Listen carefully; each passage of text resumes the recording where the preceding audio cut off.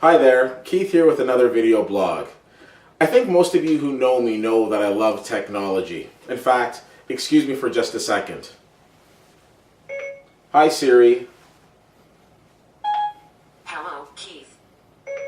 Siri, I love you.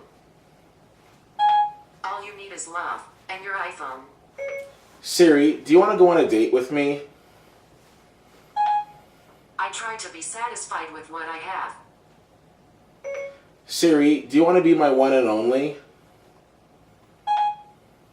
I have everything I need already. Can we be best friends forever? Okay, Keith. I'll be your friend, in fair weather and foul. So some of you are probably wondering, what in the world is Keith doing with his iPhone? And if I was you, I would probably agree. Normally I tend to ask Siri questions like this.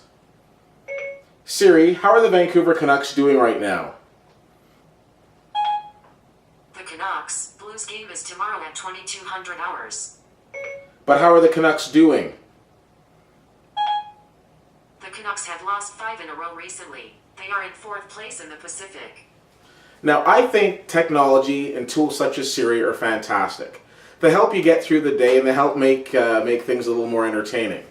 Now the reason that I went through this little exercise is a kind of preamble to the movie that I just saw tonight, Her, the latest movie directed by Spike Jonze starring Joaquin Phoenix, Amy Adams, and Scarlett Johansson, although you hear her, though you never see her. Now Joaquin Phoenix's character, Theodore, is a bit of a loner. He's going through a divorce right now and he's not probably the most socially inept person that we've come across.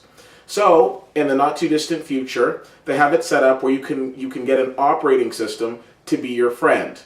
And Samantha is his friend. Of course, Samantha, as I mentioned, is voiced by Scarlett Johansson. Now this is interesting because last year I saw a movie called The Purge, which again takes place in the not too distant future where all crime was legal for a certain period of time. Now we come into this movie, Her, where in the not too distant future people replace people as friends with operating systems. Well, in a time where a lot of people are more comfortable meeting somebody online and going through different chat rooms or perhaps phone dating or things of that nature, to me it's not too inconceivable to think of a time when people might be wanting to use these operating systems.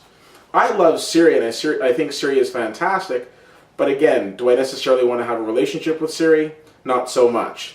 I will, however, commend Spike Jonze for creating a movie that seems to be very realistic of what the future may indeed hold. Now this movie was interesting because I saw a screening and I would say there was it was a split decision in terms of whether or not people liked it. Some people left the theater saying, hey, I'm really glad I didn't have to pay for that. Some people left the movie saying to themselves, I thought it was really great. I can't necessarily say that this movie is going to be one of my favorites, but I did really enjoy it. In fact, I think it was probably one of the most realistic relationship movies that I've seen since 500 Days of Summer that came out a few years ago. Now, I'm not a huge fan of Joaquin Phoenix, but I will say that he delivered this part very well and it was very realistic to see this man having really nothing in his life except for this operating system.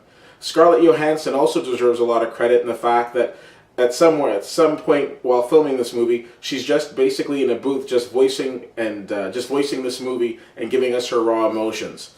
Really enjoyed this movie and I'm giving it a B. I don't necessarily think this movie is going to be for everyone, but for those of you who go to it, I do think that you'll enjoy it. As always, you can check me out on my Twitter at CFL_fan or my Facebook page at facebook.com/WhittyWhittier. Check out this movie. Tell me what you think about it in the comment section. And again, I'll see you at the movies.